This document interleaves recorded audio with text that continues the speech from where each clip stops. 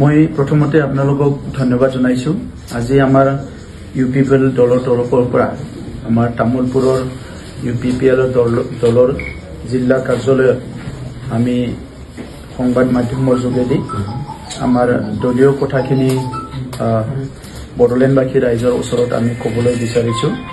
প্ৰথমতে আমি যি পঞ্চম আমাৰ বিটিসি নিৰ্বাচন হৈ গ'ল, এই নিৰ্বাচনটো শান্তিপূৰ্ণভাৱে হৈ যোৱাৰ কাৰণে মই সকলো পক্ষক ধন্যবাদ জনাইছো। আৰু এই নিৰ্বাচনত বিশেষভাৱে যোৱাকালি যিটো ফলাফল, এই ফলাফলত আমি দেখিছো যে বিপিএফ দলে সিঙ্গল লাৰ্জেষ্ট পাৰ্টি হিচাপে এটা মেজৰিটি সিট জিকি পেলাই সিঙ্গল লাৰ্জেষ্ট পাৰ্টি হিচাপে তেখেতসকলক প্ৰতিষ্ঠা কৰিছে। মই বিপিএফ দলৰ মুৰব্বী হাগ্ৰামা মহিলাৰী ডাঙৰীয়া আৰু বিপিএফ দললৈ অভিনন্দন জনাইছো। আৰু বড়োলেণ্ডবাসী ৰাইজকো অভিনন্দন জনাইছো যে এটা সিঙ্গল লাৰ্জেষ্ট পাৰ্টি চৰকাৰ হ'বলৈ গৈ আছে। আৰু আশা ৰাখিছো আগন্তুক হ'ব লগা চৰকাৰে বড়োলেণ্ডবাসী ৰাইজৰ কাৰণে বহুতখিনি কাম কৰিব পাৰিব। ইউপিপিএল দল হিচাপে যোৱা 5টা বছৰত প্ৰথমবাৰ আমি চৰকাৰলৈ আহিছিলো আৰু সেই 5টা বছৰত আমি শান্তি সম্প্ৰীতি নিৰাপত্তা আৰু সমন্বয় আৰু ইয়াৰ লগতে উন্নয়নৰ কথাবিলাক চিন্তা কৰি কাম আৰম্ভ কৰিছিলো। আৰু 5টা বছৰত বহুখিনি কাম কৰিছো, বহুখিনি কাম ৰৈ গ'ল। যিয়ে নহওক বড়োলেণ্ডবাসী ৰাইজৰ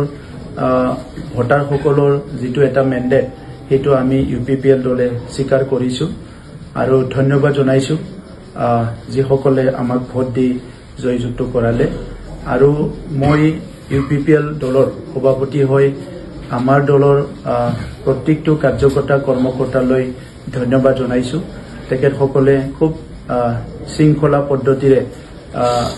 খুব ডিসিপ্লিনৰ মাজেৰে যোৱা নিৰ্বাচনত নিৰ্বাচনী প্ৰচাৰ চলাইছে। আমাৰ 40 জন প্ৰাৰ্থী খুব সুন্দৰকৈ নিৰ্বাচনী প্ৰচাৰত অংশগ্ৰহণ কৰিছে। বড়োলেণ্ডবাসী ৰাইজৰ হয়তো বহুত মনৰ কথা যোৱা সময়ত আমি বুজিব পৰা নাই, ক'বাত নহয় ক'বাত কিবা এটা ৰৈ গৈছে, যাৰ কাৰণে আজি আমাৰ ফালে যিটো মেণ্ডেট আশা কৰা ধৰণে নহল, কিন্তু যিটো আহিছে সেইটো আমি একচেপ্ট কৰিছো। আৰু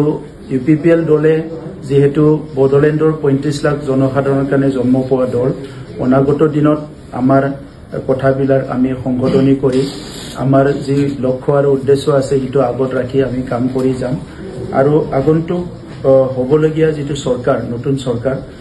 বড়োলেণ্ডবাসী ৰাইজৰ স্বাৰ্থত যেতিয়াই কিবা এটা তেনেকুৱা ইস্যু আহে বা বিষয় আহে, এই চৰকাৰখনক আমি সমৰ্থন কৰি যাম। আৰু বিশেষভাৱে 2020 চনত আমাৰ বড়োলেণ্ড শান্তি চুক্তি হ'ল, এই চুক্তিখন ৰূপায়ণ কৰাৰ ক্ষেত্ৰত আমি নতুন গভৰ্ণমেণ্টক আহ্বান কৰিম আৰু তেখেতসকলক আমি সদায় যেতিয়া প্ৰয়োজন তেতিয়াই আমি চুক্তি ৰূপায়ণৰ ক্ষেত্ৰতো আমি সদায় তেখেতসকলৰ লগত থিয় দিম। আৰু কেন্দ্ৰীয় চৰকাৰ, ৰাজ্য চৰকাৰক আহ্বান জনাম যে বড়োলেণ্ড চুক্তিখনৰ বাকী থকা দফাখিনি অতি শীঘ্ৰে যাতে ৰূপায়ণ কৰে। আৰু বড়োলেণ্ড অঞ্চলত ইউপিপিএল দল যি উদ্দেশ্য লক্ষ্য লৈ পেলাই জন্ম হৈছে, এই উদ্দেশ্য লক্ষ্যটো আগত ৰাখিয়ে অনাগত দিনতো আমি কাম কৰি যাম। আমাৰ নেতা কৰ্মীবিলাকে কাম কৰি যাব, আমাৰ MLA MP সকলো কাম কৰি যাব। আৰু অনাগত দিনত অধিক যিটো আমাৰ এজেণ্ডা আছে, এই এজেণ্ডাবিলাকক আমি অধিক গুৰুত্ব দি পেলাই কাম আৰম্ভ কৰিম আৰু বড়োলেণ্ড ৰাইজৰ লগত সদায় দুখে সুখে আমি থাকিম। এই কথাটোকে আজি আপোনালোকৰ জৰিয়তে ইউপিপিএল দলৰ আজি এই আমাৰ সংবাদ মেলত আপোনালোকক জনাইছো। স্যাৰ, বৃহৎ এটা আচলতে ব্যৱধানত পিপিএফে যোগদান কৰি এই ক্ষেত্ৰত আপোনালোকে ব্যৰ্থতাৰ কি কাৰণ এই মুহূৰ্তত বিচাৰি গৈছে? এইটো আজি ক'ব লাগিব, গণতন্ত্ৰত ৰাইজে ৰজা আৰু ৰাইজৰ মেণ্ডেটটো মানি ল'ব লাগিব। ইউপিপিএল দল হিচাপে 2015 চনত জন্মগ্ৰহণ কৰিছে আৰু তেতিয়াৰ পৰা আমি যিমান পাৰো চেষ্টা কৰিছো ৰাইজৰ লগত থাকিবলৈ, দুখে সুখে আমাৰ ৰাইজৰ কাম কৰিবলৈ, সকলো শ্ৰেণীৰ ৰাইজৰ কাম কৰিবলৈ আমি প্ৰয়াস কৰি আহিছো। আৰু যোৱা 5টা বছৰত আমি বহুত সহযোগো পাইছো বড়োলেণ্ড অঞ্চলত শান্তি সম্প্ৰীতি ভাল এটা পৰিৱেশত কাম কৰিবলৈ কিন্তু নিৰ্বাচনত ক'বাত নহয় ক'বাত হয়তো আমাৰ মাজত এটা আণ্ডাৰষ্টেণ্ডিঙৰ অভাৱ হৈছে হয়তো আমি ৰাইজৰ কথাটো বুজি পোৱা নাই বা ৰাইজে আমাৰ কথাটো বুজি পোৱা নাই ক'বাত নহয় ক'বাত গেপ হৈছে আৰু এইটো কি হৈছে আমি চাম আৰু অনাগত দিনত কাৰেকশ্যন কৰি আৰু অধিক এটা মনোযোগ দি পেলাই ৰাইজক সেৱা কৰিবলৈ আমি আগবাঢ়ি যাম আপুনি দীৰ্ঘদিন ধৰি সংগঠনৰ সৈতে জড়িত আছে ছাত্ৰ সংগঠন তাৰপিছত ৰাজনৈতিক পথাৰত কৰি দিলে তথাপিও কি অনুভৱ কৰিছে আপুনি ব্যক্তিগত হিচাপে আপোনাৰ এই দীঘলীয়া যাত্ৰা যি অভিজ্ঞতাৰ ফালৰ পৰা কি অনুভৱ কৰিছে যে এইটো কাৰণতে আচলতে UPPLক ৰাইজে অকণমান মৰম কম দিলে বা BPFক সহযোগিতা আগবঢ়ালে তেনেকুৱা কিবা বিষয় থাকিব পাৰে কিন্তু আমি চেষ্টা কৰিছিলো যে 2020 চনত যেতিয়া চৰকাৰত আহিছো প্ৰথম প্ৰায়োৰিটিত আমি লৈছিলো যে বড়োলেণ্ডত শান্তি স্থাপন কৰিব লাগে আৰু শান্তিটো আমি প্ৰায়োৰিটিত লৈ সকলো জনগোষ্ঠীৰ লগত সহযোগ কৰি বা সকলোৰ লগত যোগাযোগ কৰি পেলাই একেলগে আগবাঢ়ি যাবলৈ শান্তি প্ৰতিষ্ঠা কৰিবলৈ চেষ্টা কৰিছো আৰু এই কামখিনিত আমি অধিক গুৰুত্ব দিছো কাৰণ 30-40টা বছৰ পৰিৱেশটো বেয়া আছিলে সেকেন্ড আছিলে নিৰাপত্তাৰ কথা এটা সময়ত বড়োলেণ্ড বুলি ক'লে অলপ নিৰাপত্তাহীনতাত সবে ভুগে তেনেকা সবৰ মুখে মুখে কথাটো আছিলে এই কাৰণে আমি চেষ্টা কৰিছো যে আমাৰ সময়ত কোনো এটা অঞ্চলত কোনো এটা স্থানত তেনেকা অপ্ৰীতিকৰ বা এনেকা অঘটন নহয় হেতু চাব লাগে তৃতীয় আছিলে সমন্বয় যে আমাৰ মাজত অলপমান গেপ হৈছিলে জাতি জনগোষ্ঠীৰ মাজত সমন্বয়টো ঘূৰাই আনিবৰ কাৰণে আমি প্ৰয়াস কৰিছিলো আৰু কাম কৰিছিলো আৰু তেনেকুৱাই যেটো উন্নয়ন এই উন্নয়নটো গ্ৰাসৰুট লেভেলৰ উন্নয়ন আৰু নতুন আন্তঃগাঁথনি আৰু নিড বেস ইনফ্ৰাষ্ট্ৰাকচাৰ তেনেকা চাইবলৈ আমি কাম আৰম্ভ কৰিছিলো আৰু এই কামটো আমাৰ বহুত কাম জাস্ট আৰম্ভই হৈছিলে বহুত কাম আমি ইতিমধ্যে ৰিজাল্টটো ওলাইছে বা সফল হৈছো ইয়াৰ ভিতৰতে ক'বাত নহয় ক'বাত কিবা এটা গ্যাপ ৰৈ গ'ল যেটো হয়তো আমি বুজি পোৱা নাই বা জনগণে বুজি পোৱা নাই ক'বাত নহয় ক'বাত এটা গ্যাপ ৰৈ গৈছে মুখ্যমন্ত্ৰীয়ে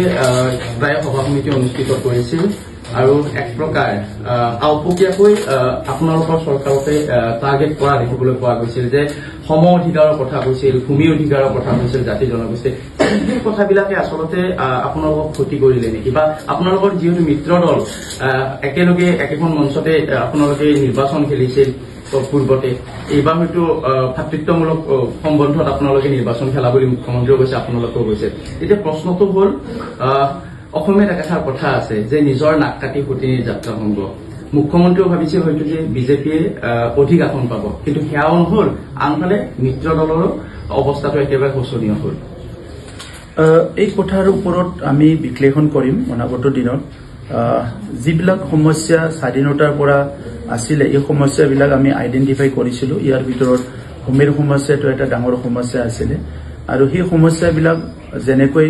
অসমত সমাধান হৈছে আমিও ইয়াতে সমাধান কৰিবলৈ চেষ্টা কৰিছো কিন্তু আজি মই এটা বিষয় বিশ্লেষণ কৰিব বিচৰা নাই এটো সময়ে বহুত বলৱান হয় সময়ে বিশ্লেষণ কৰিব আৰু আমি অন্তৰাত্মাৰ পৰা যিকেটা কাম কৰিছো অন্তৰাত্মাৰ পৰা প্ৰয়াস কৰিছিলো যে এই কামটো কৰিব লাগে ভূমিৰ সমস্যাই হোক বা বিভিন্ন সমস্যাই হোক তো ইয়াত ক'বাত নহয় ক'বাত কিবা এটা ৰৈছে